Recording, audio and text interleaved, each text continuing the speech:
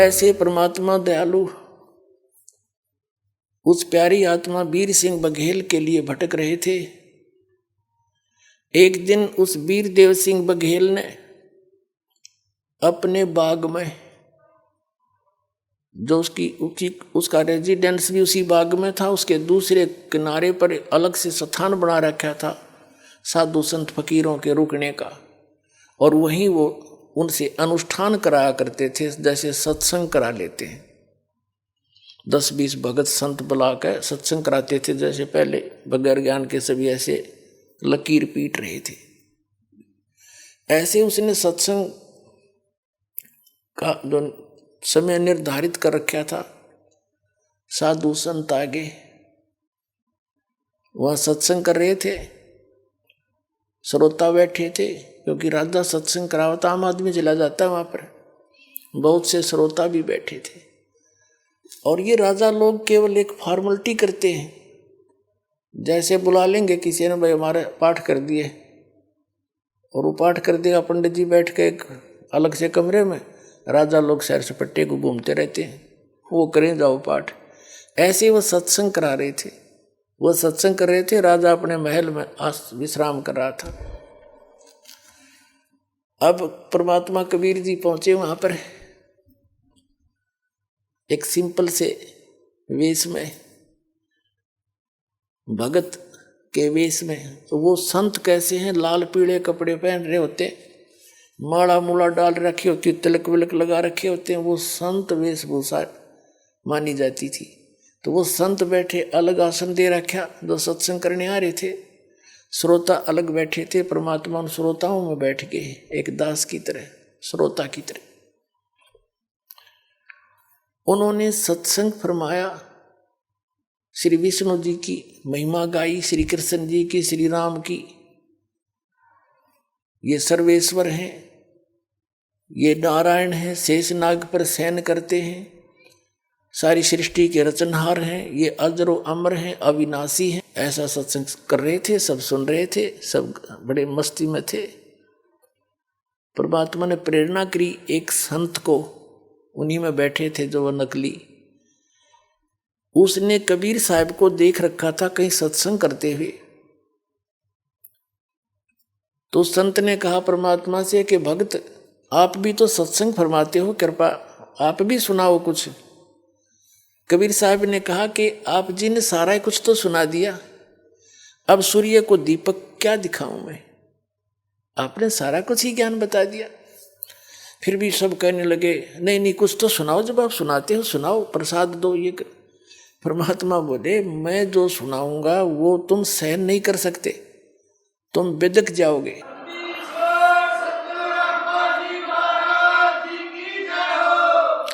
तुम मेरे साथ झगड़ा ठानोगे। साधु संत कहने लगे नहीं नहीं हम झगड़ा क्यों ठानेंगे, उन्हें क्या पता था तेरी जड़ निकाल लेंगे। उन्हें सोची यो राम कृष्ण की सुना देते होंगे, हनुमान की सुना देगा, और कोई बेलड़ी और राम की कथा सुना देगा, उन्हें तो ये सोचा था। सब ने बार बार कहा तो परमात्मा बोले ले सुन लो तो दो बोल मेरे। क्या बताने लगे, गुण तीनों की भक्ति में ये भूल पड़ो संसारे, कह कबीर निज नाम बिना कैसे उतरो पारे। तीन देव की जो करते भक्ति, उनकी कदे ना होवे मुक्ति। मेरे साधो भाई मोहे सब जग भूला पाया, मेरे साधो भाई सब जग भूला पाया। इसी भूल में ब्रह्मा भूला जिसने वेद सरसाया, इसी भूल में ब्रह्मा भूला जिसने वेद सरसाया। वेद पढ़ियो पंडित भूला वो सार शब्द ना पाया, मेरे साधो भाई मन सब जग भूला पाया, मेरे साधो भाई सब जग भूला पाया। इसी भूल में विष्णु भूला जिन विष्णु पंथ चलाया, इसी भूल में विष्णु भूला जिन वैष्णो पंथ चलाया। तीर्थ व्रत का बड़ा महात्म बहुविध जीव फसाया। मेरे साधो भाई सब जग भूला पाया। इसी भूल में शंकर भूला जिन भिक्षुक पंथ चलाया। इसी भूल में यु शंकर भूला जिन भिक्षुक पंथ चलाया। सिर पे जटा हाथ में खप्पर घर घर अलख जगाया। मेरे साधो भाई सब जग भूला पाया। इसी भूल में भूले मच्छंदर जिन संगल दीप बसाया। इसी भूल में भूले मच्छंदर जिन संगल दीप बसाया। और विषय वासना के वश होके अपना योग नसाया। मेरे साधो भाई मन सब जग भूला पाया। इसी भूल में मोहम्मद भूला जिन नाराय मजहब बनाया। इसी भूल में मोहम्मद भूला जिन नाराय मजहब बनाया। पर तरिया सिंह फिरा भटकता लिंग और मूछ कटाया। मेरे साधो भाई सब जग भूला पाया। कह कबीर सुनो भाई साधो इस भूल का भेद न पाया। और जिनने मिल गया यू भेद भूल का फिर वो गर्भवास न आया। मेरे साधो भाई सब जग भूला पाया। गगन में आग लगी बड़ भारी। गगन में आग लगी बड़ी भारी। यो ब्रह्मा मर गया रे विष्णु मर गया। यो शिव जी मरया लटाधारी। इतना कंधे हो तो बेदक गए जैसे उबलते हुए तेल में छीट पानी के छींटे लाग जा। क्या बकवास कर रहा है, चुप हो जा, तूने क्या बकवास सुना रहा है। ब्रह्मा विष्णु महेश भी मरते हैं, देखो झूठ बोलता है, ये करता। परमात्मा बोले मन कह तलन दो सारी।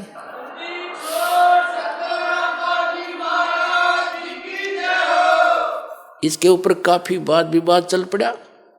एक व्यक्ति ने जाकर के वीर सिंह बघेला को बता दिया कि महाराज एक सिर फहराया हुआ है, ब्रह्मा विष्णु महेश के बारे में उठपटांग कह रहा है। वो तो पता नहीं मुसलमान है या कौन किस जाति का है, और उसने तो हलचल मचा दी है वहां पर। तो राजा ने एक नौकर भेजा सिपाही के जाओ छड़ीदार लाओ, बुलाकर उसको यहाँ लाओ, पकड़ के बुला के लाओ।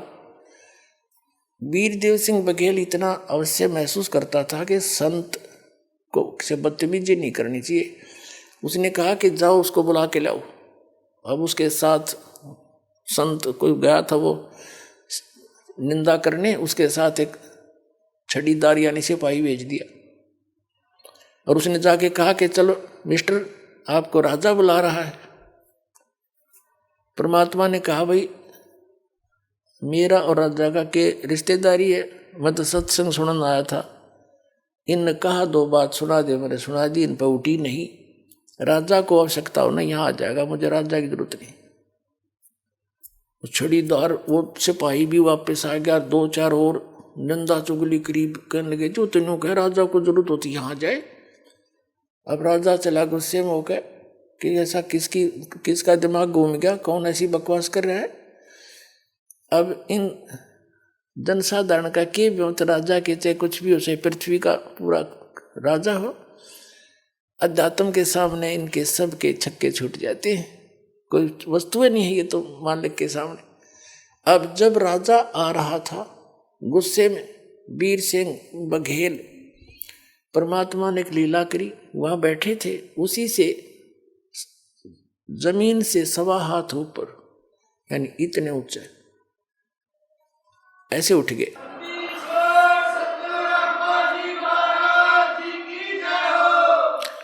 जमीन से 1.25 हाथ ऊपर आसन रुक गया परमात्मा, और नीचे खाली कुछ नहीं, वहां बैठे। केवल वीरदेव सिंह बघेल को दिखाई देते, और को वो जमीन पर बैठे दिखाई देते हैं। वीर सिंह ने पूछा कौन है कि ये बैठे। वो देखे तो जमीन पर कुछ है भी नहीं, यहां बैठे। चरणों में गिर गया लंबी दंडवत करी। जो पुण्यकर्मी प्राणी था, एकदम जब उसने दंडवत प्रणाम करी, परमात्मा नीचे आ गए। बोल भाई क्या बात है कि महाराज आपका क्या विवाद है।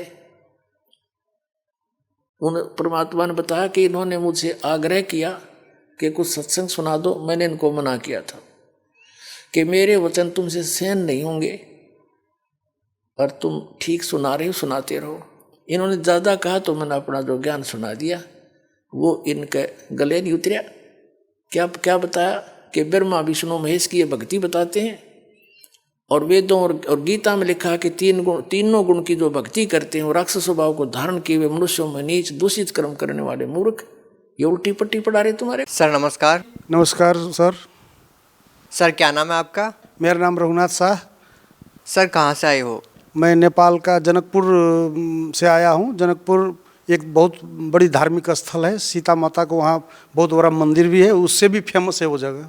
संत रामपाल जी महाराज के बारे में ये बता रहे हो कि उनके पास ऐसा ज्ञान है जो पूरे विश्व में किसी के पास नहीं है। तो सर आखिर आपको संत रामपाल जी महाराज से नाम दीक्षा लेने के बाद क्या लाभ मिले? जी उसके नाम सतगुरु रामपाल जी महाराज से नाम दीक्षा लेने के बाद सबसे पहले तो मैं आर्थिक से तंगी रहता था सर। मैं सर नेपाल के कृषि डिपार्टमेंट में काम करता हूँ, जूनियर टेक्निकल असिस्टेंट हूँ वहाँ पर, और इतना लगभग करीब 30 बरस से ज़्यादा हो गया मेरा जॉब में। लेकिन इतना दिनों से नौकरी करने के बावजूद भी मेरे हाथ में पैसा नहीं रहता था, नहीं रुकता था। जब सतगुरु रामपाल जी महाराज से सन 2012 में मैं दीक्षा नाम ले चुका, उसके बाद से मेरे धीरे धीरे हाथ में पैसा रुकना शुरू हुआ। 2 लड़का था, दोनों लड़का जॉब में लग गया। 2 लड़का को मैंने मोटरसाइकिल खरीद दिया। मैं बीमार हमेशा रहता था, मेरा बीमार ठीक हो गया। बार बार टॉयलेट जाना, नाक से पानी गिरना, वो सब मेरा ठीक हो गया।